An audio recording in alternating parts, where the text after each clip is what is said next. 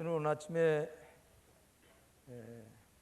7시에 청와대에 들어가서 대통령 내관과 그 비서들과 함께 예배를 인도하고 설교를 하고 조금 전에 돌아왔습니다. 우리 광림교회에 대한 소식을 잘 알고 계시고 또 계속해서 기도를 부탁하셨습니다.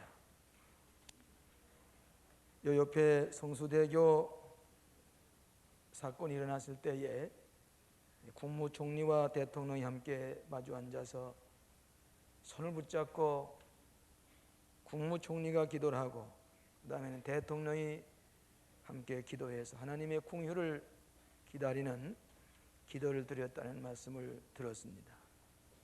우리 교회에 대한 사정을 너무나도 잘 알고 계시고 또 우리 교회에 대한 기대가 큰 것도 말씀을 했었습니다.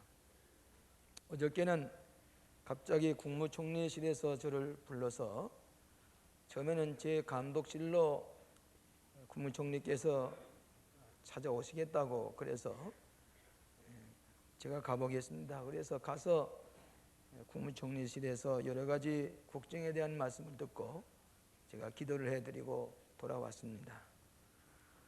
오늘 지금 여러 가지 어려운 사회 속에서도 하나님 앞에 기도하는 그런 통치자들이 계시다는 것을 여러분이 기억하시고 뒤에서 계속해서 기도 많이 해 주셔야 할 것입니다.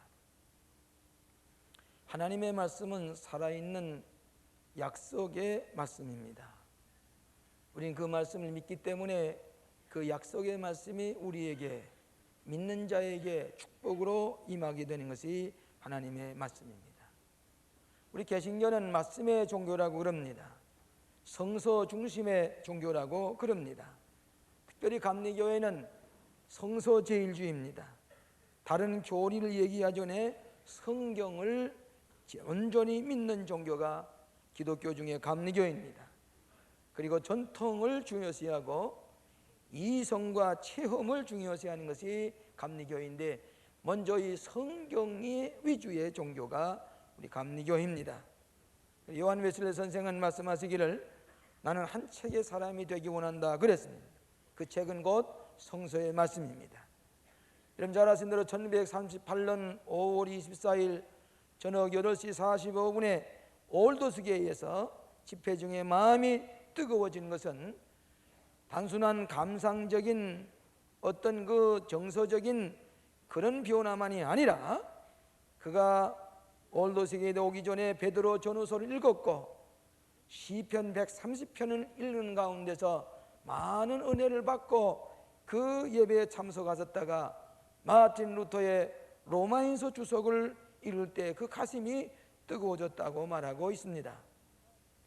여러분 우리는 성서를 믿습니다. 이 성경은 몇 해 동안에 기록되는 거니 1500년 동안을 기록한 책입니다. 저자는 한 사람이 아니라 40명입니다. 이 40명이 서로 다른 시대에 다른 문화 속에서 성경을 기록했는데 오늘 이 성경을 읽다 보면은 1500년 사이를 두고서 기록한 40명의 저자가 기록한 책임에도 불구하고 그 내용과 그 사상과 그의 배후 그 일치성은 이 성경을 기록하는 것은 사람의 생각으로 기록한 것이 아니라 성령의 감동으로 영감으로 기록된 책이기 때문에 이것을 생명 있는 말씀이고 언약의 말씀이고 거룩한 성서로 믿게 되는 것입니다. 저는 6.25 동란에 아무것도 없이 그 전쟁터에 다니면서 두 가지 책을 꼭 가지고 다녔습니다. 하나는 영어 사전이고 하나는 성서였습니다. 그다음 마지막에 내버릴 수 있다면은 그 영어 사전을 내보내고 성서 한 권만을 가지고 살아남을 것을 저는 믿고 있었습니다. 어려움을 당할 때마다 바위 틈에 앉아서 그 비가 맞으면 이 성경이 다 물에 젖을까봐 비옷을 가지고 이걸 다 싸고서 그러고서 그것을 그 바위 밑에 엎드려서 그 성경 읽는 가운데 나는 죽지 않는다. 하나님께서 나를 사랑하시고 나를 지켜주기 때문에 나는 결코 죽지 않는다. 하나님의 말씀에 확신을 가지고 믿을 때에 오늘 내가 이 말씀에 용기를 얻고 소망을 가지고 꿈을 실현해 나가는 축복을 얻게 되는 것입니다. 오늘 여러분들이 이 축복의 약속의 말씀, 생명의 말씀을 믿고 그 말씀대로 살 것 같으면 오늘날도 이 말씀의 언약대로 여러분에게 축복이 되는 것을 믿으시기를 바랍니다. 세 가지로 나누어 생각하려고 합니다. 첫째로는 성경 말씀을 늘 읽으라고 하는 것입니다. 이 예언의 말씀을 읽는 자와 듣는 자들과 그 가운데 기록하는 것을 지키는 자는 복이 있나니라. 때가 가까움이라. 요한계시록 1장 3절의 말씀이었습니다. 여러분이 개신교는 이 성경을 생명의 말씀으로, 언약의 말씀으로 받아들이기 때문에 이 말씀을 늘 읽어야 됩니다. 그래야만 이 말씀대로 우리에게 이루어집니다. 여러분이 교과서를 잘 배운 학생이 수학 능력에도 1등을 하고 또 이 교과서를 잘 익힌 학생이 우수한 대학에도 들어가게 됩니다. 마찬가지로 우리 개신교도들이 이 성경은 신앙생활의 교과서인데, 교회의 교과서인데 이 성경을 전혀 모르고 신앙생활할 때에 형식주의자가 되고 외식주의자가 되고 힘없는 크리스찬이 되고 마는 것입니다. 회외교도들은 일생 동안 이 회외교 코란을 다 자기 손으로 베껴서 그러고서 회외교도가 된다고 하는 것입니다. 첫째로 우리가 성경을 말씀을 읽는데 첫째로 규칙적으로 읽으시기를 바랍니다. 매일 정한 시간에 읽으시기를 바랍니다. 이 성경책은 요술책도 아니고 부족도 아닙니다. 여러분이 성경을 읽어야 이 성경이 여러분에게 생명을 주는 것입니다. 이 성경을 읽고 마음으로 소화하게 될 때에 여러분의 마음속에 구원의 역사와 지혜와 총명이 이 말씀 속에서 일어나게 되는 것입니다. 어떤 사람이 성경을 읽기가 요즘은 텔레비 보는 시대고 책을 읽는 시간을 많이 빼앗기는 시대입니다. 그러나 이 성경을 읽어야 됩니다. 아침에 새벽 기도에 나와서 읽고 또 일어나서 첫마디로 성경을 읽고 성경을 마음속에 새길 때에 하루 종일 언약의 말씀대로 축복이 되는 삶을 살게 되는 것입니다. 그때는 성경 읽기가 어려워서 그냥 지나게 됩니다만은 또 성경 읽으면 자꾸 빨리 잊어버려집니다. 그러나 이 성경을 읽을 때 마치 콩나물 시루에 물을 자꾸 주게 되면 물이 자꾸 흐르는 것 같지만은 그 콩나물이 점점 크게 자라는 것처럼 어느 성경을 읽다가 잊어버릴 때도 있습니다. 그래 이 말씀을 자꾸 읽는 가운데 여러분의 신앙이 성장하고 이 말씀이 우리의 삶 속에 축복으로 나타나게 되는 것입니다. 그렇기 때문에 스폴전 목사는 말하기를 깨닫기 어려운 일이시면 남겨두고 쉬운 것만 읽고 소화시켜라 그랬습니다. 오늘 여러분이 성경을 얼마나 읽으셨습니까? 성경 한 번 다 통도 갔었습니까? 오늘 아침에 성경 읽고 오셨습니까? 하루에 성경을 얼마나 읽습니까? 규칙적으로 성경을 읽을 때에 이 언약의 말씀이 내 생활의 축복으로 변해지는 것입니다. 여러분 생선 잡수실 때에 생선에 가시가 있으면 가시는 다 돌려놓으면서 그 마디는 살을 먼저 잡수는 것처럼 이해하기 어려운 것은 비껴놓고 이해하기 쉬운 것만 여러분 마음 가운데 새기면 이 말씀이 여러분의 삶을 변화시키게 되는 것입니다. 제가 전농교회에 있을 때에 한 장로님이 계셨는데 이분은 늘 머리맡에 성경을 펴놓고 있습니다.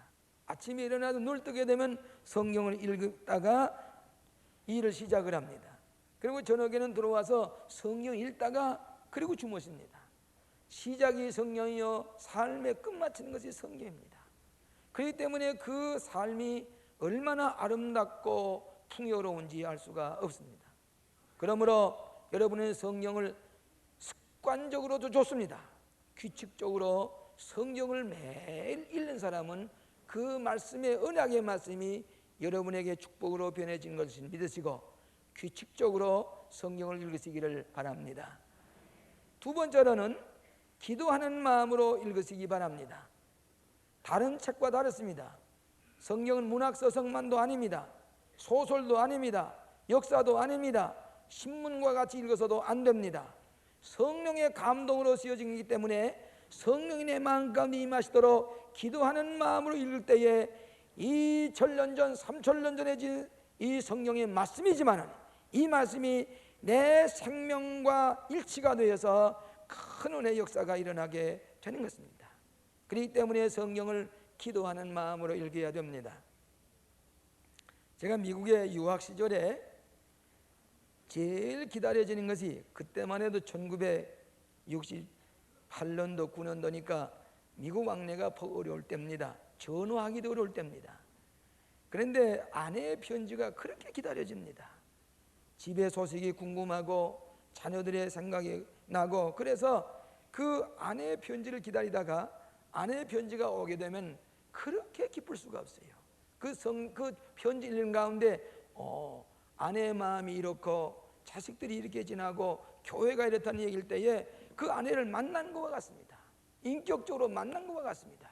그 글 속에 내 아내의 인격과 감정과 그 모든 생각이 그 글 속에 있기 때문에 편지 한 장이지만 읽는 가운데 그분을 내가 만난 것과 같은 그런 기쁨을 얻게 되는 것입니다.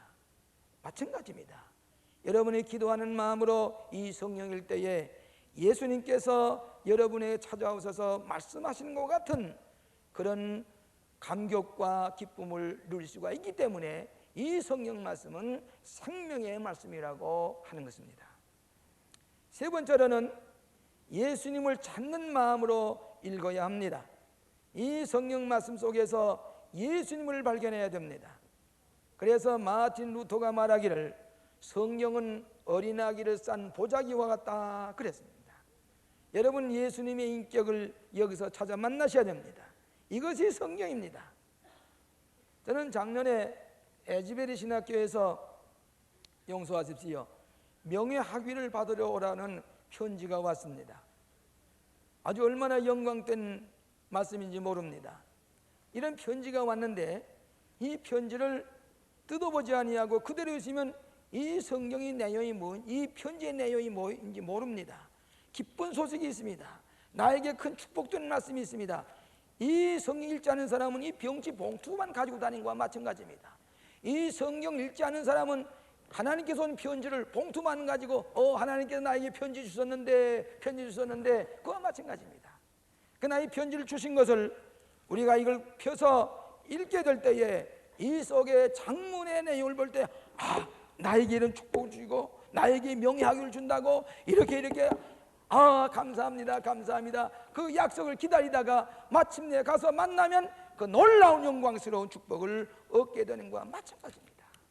성경을 읽는 것은 나에게 보내진 이 편지를 뜯어서 읽을 때에 그 약속을 믿을 때 그대로 이루어지는 것과 마찬가지입니다. 그러므로 사랑하시는 여러분, 이 성경 속에 예수님을 만나고 예수님이 나에게 하시는 축복의 말씀을 믿을 때에 그대로 약속대로 그 생명의 역사가 일어나는 것을 믿으시기를 바랍니다.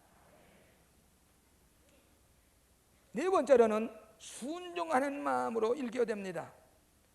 성경은 지식만 주는 것이 아닙니다. 물론 이 성경에는 온갖 지혜가 있습니다. 이 성경은 도서관과 마찬가지입니다. 이 속에 모든 것이 다 들어있습니다. 성경 속에 없는 것이 없습니다. 그렇기 때문에 성경은 도서관의 백과사전과 마찬가지입니다. 그러나 이 성경 말씀을 읽고 순종할 때에 이 약속의 말씀이 내 삶 속에 축복이 되어지는 것입니다. 그런 거로 이 말씀을 읽고 감사합니다, 나에게 주신 말씀 믿습니다. 제가 오늘 대통령 내외관에게 편지하면서 설교를 하면서도 너는 놀라지 말라, 나는 네 하나님이 됨이니라. 너는 두려워하지 말라, 내가 너를 보호하고 지키시리라. 내가 의로운 오른손으로 너를 붙들리라. 아멘 아멘 하는 것을 들었습니다. 사랑하시는 여러분, 이 말씀은 하나님이 여러분에게 주시는 축복의 말씀을 그대로 믿고 따를 때에 이것이 그대로 우리의 삶 속에 현실화가 되는 것을 믿으시기를 바랍니다. 유명한 장군 메카도 장군은 나는 아무리 피곤해도 하나님의 말씀 읽기 전에는 결코 침상에 들지 않는다 그랬습니다. 유명한 명군 메카도 장군이 나는 성경을 읽고서야 일어나고 활동하고 이 성경을 읽고서야 침상에 잠이 든다 그랬습니다. 오늘 여러분은 성경을 바로 읽을 때에 생명의 약속이 바로 다른 사람의 것이 아니라 나의 것으로 축복으로 변해지는 것을 믿으시기를 바랍니다. 두 번째로는 성서를 연구해야 합니다. 성서를 배워야 됩니다. 우리 광림교회는 트리니티 성서 연구로 유명합니다. 4,5천 명이 모여서 트리니티를 연구합니다. 이번에도 임원들을 선출할 때에 이분이 성서를 연구하고 있는가, 트리니티를 공부하고 있는가, 그것을 많이 살폈습니다. 교인 수가 많이 모인다고 하는 것이 자랑이 아니라 그 교인이 성숙해야 되는데, 질적으로 성숙해지는 것은 하나님의 말씀을 많이 배우는 사람입니다. 깨달은 사람입니다. 선교 100조년이 되면은 교회가 병들기 시작한다는 말을 교회 성경학자가 얘기합니다. 근데 그 병을 고치는 법은 무엇인 거니?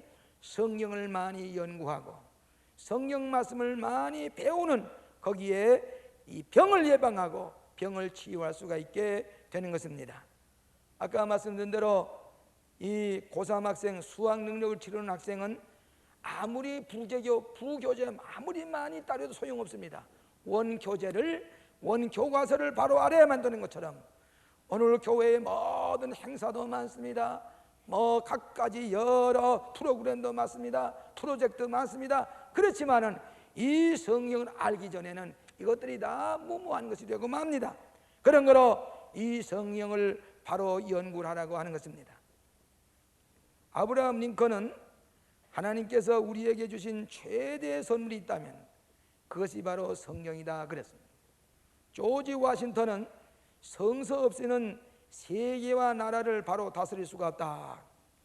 그래서 미국 대통령 취임식에 꼭 대통령이 자기 집에서 읽는 성경, 가보처럼 그 성경을 간직하고 있는 성경, 할아버지 때 읽었던 성경, 그 성경을, 어머니가 읽던 성경을 대통령 부인이 손을 잡고 있으면 거기다가 손을 얹고 그러고 선서를 하는 것이 미국의 대통령 취임식인 것을 우리가 잘 압니다. 그뿐만 아니라 그 대통령 취임식에는 꼭 성경이 인용이 되어야 됩니다. 성경이 인용되지 아니하면 그 대통령의 연설은 의미가 없습니다.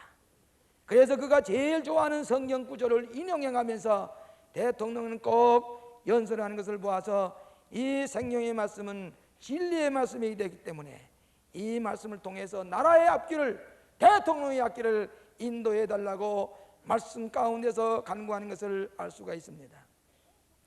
이 성경을 연구하는데 첫째로 말씀의 내용이 어디에 있는가 하는 것을 알아야 됩니다.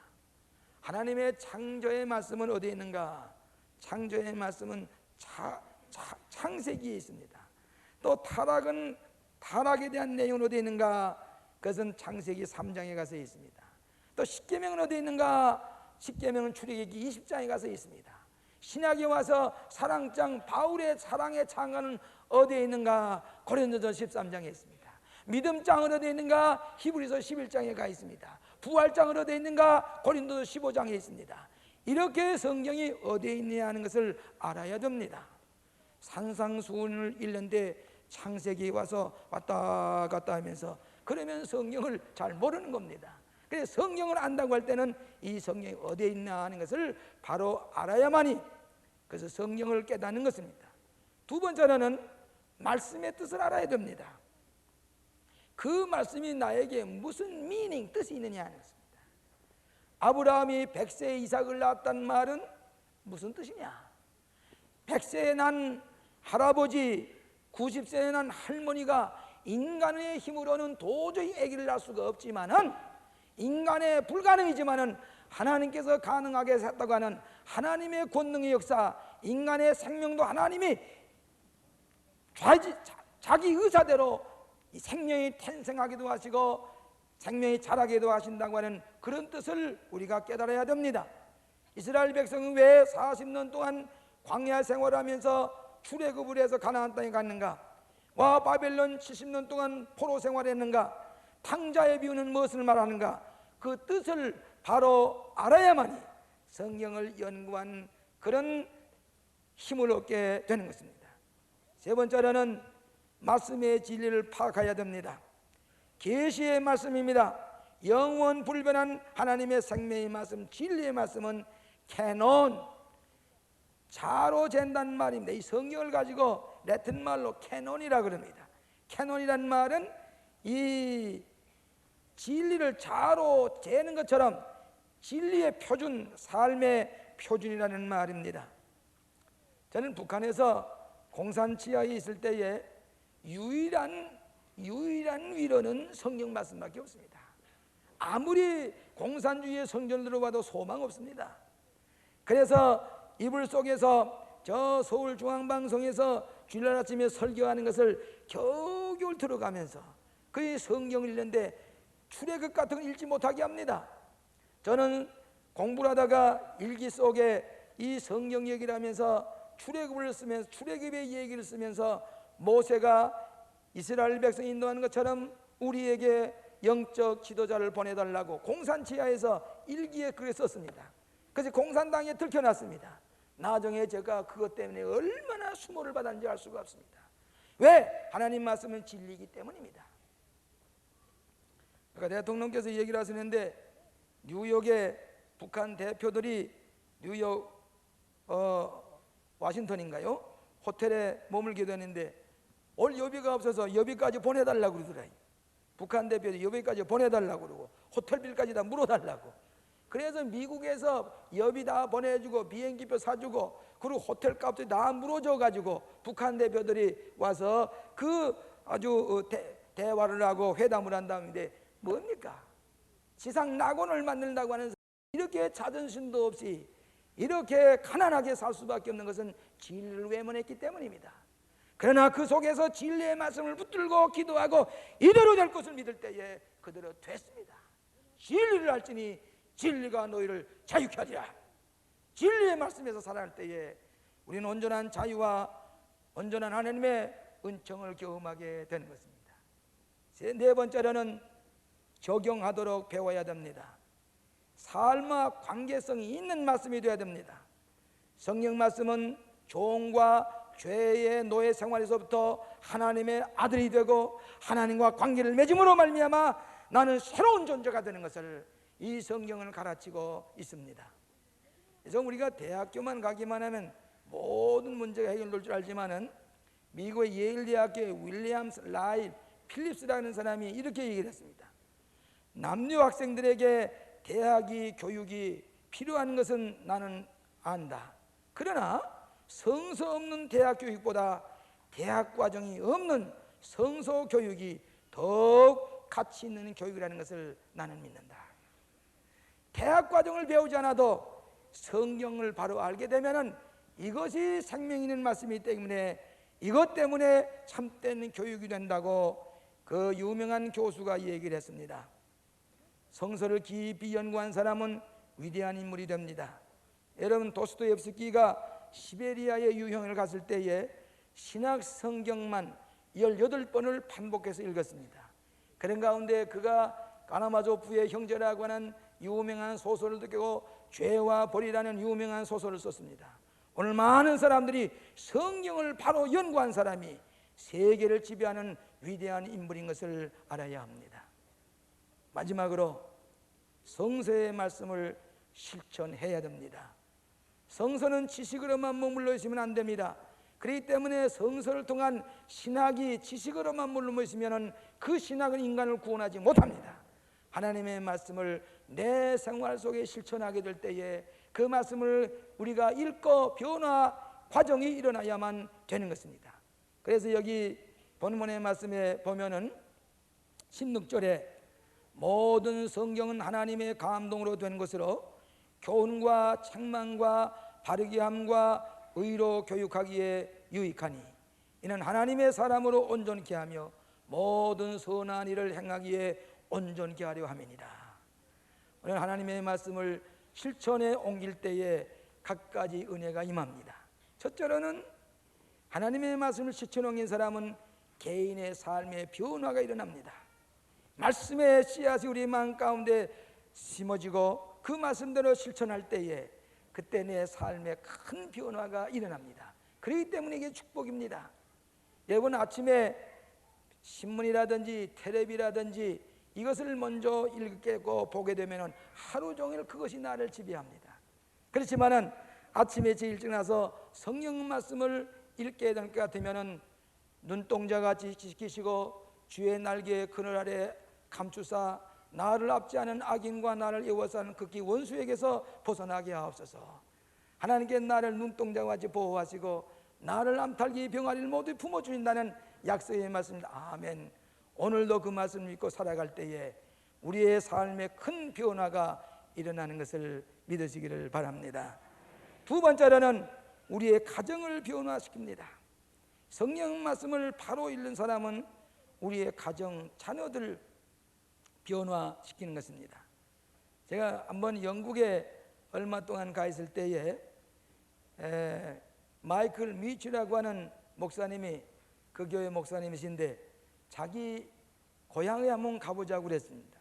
저 시골 가보니까 조그마한 동네인데 거기서 저녁에 잠을 자려고 하는데 그 목사님의 아버님이 큰 성경을 가지고 방에 들어옵니다. 이분은 유명한 영국교회 목사입니다. 그런데도 그 아버지가 성경을 펴놓고 할아버지 때부터 내려온 성경을 펴놓고 그 유명한 영국교회 목사를 앞에 놓고 그 할아버지가 성경을 읽으면서 가정 예배를 드리고 있었습니다. 나는 그때에 이 예배를 보면서 영국이 살아있는 것은 이 성경을 중요시하기 때문에 성경이 가정을 변화시키기 때문이라는 것을 알게 되었습니다. 여러분, 영국이 공산주의가 되지 않은 가장 큰 원인은 영국은 성경을 읽는 백성이요, 영국은 셰익스피어를 읽는 백성이기 때문에 공산주의가 될 수가 없다고 하는 어떤 사람이 얘기를 들었습니다. 오늘 레오 톨스토이는 말하기를 자녀를 위하여 성서 교육을 하지 아니하면 사회와 국가가 존재할 수 없다 그랬습니다. 오늘 이따위에 성서를 가정에 연구하고 성서 중심의 가정이 될 때에 우리의 가정이 큰 축복이 되고 변화가 될 줄로 믿습니다. 세 번째로는 사회를 변화시킵니다. 우리 복음은 개인과 가정과 사회를 변화시킵니다. 일본의 가가와 도요이코와 같은 사람은 말하기를 성서 운동을 일으키게 되면 어둠과 죄악이 물러나고 조용한 혁명이 일어나게 될 것이다 그랬습니다. 여러분, 경제 성장 각가지 모든 사회 문화가 발전된다고 할지라도 진리의 말씀이 없으면 허구한 일로 마치게 될 것을 우리가 알아야 됩니다.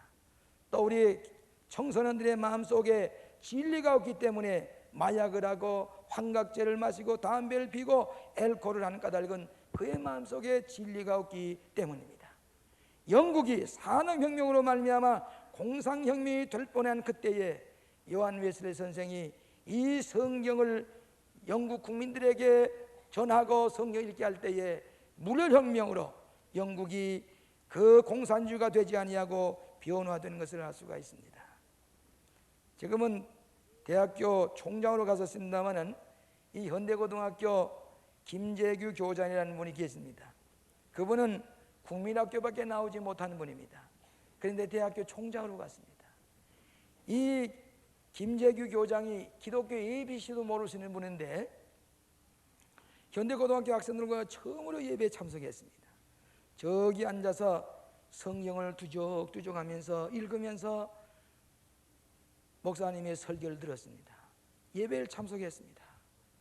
그리고는 돌아가서 고등학교의 윤리학, 무슨 경제원론, 무슨 철학, 성경 선택 과목이 있지만은 성경밖에 배울 것이 없어. 성경을 우리 현대고등학교생에게 배워야 되겠다고 해서 기독교 학교가 아님에도 불구하고 우리 교회 목사님이 가서 현대고등학생들에게 성경을 가르치고 전도사들이 가서 성경을 가르치고 있습니다. 오늘 이 성경을 읽고 배울 때만이 내가 변화되고 내 가정이 변화되고 사회가 변화되고 이 민족에 소망을 주는 것을 믿으시기를 바랍니다. 생명의 약속의 말씀을 읽읍시다. 연구하십시다.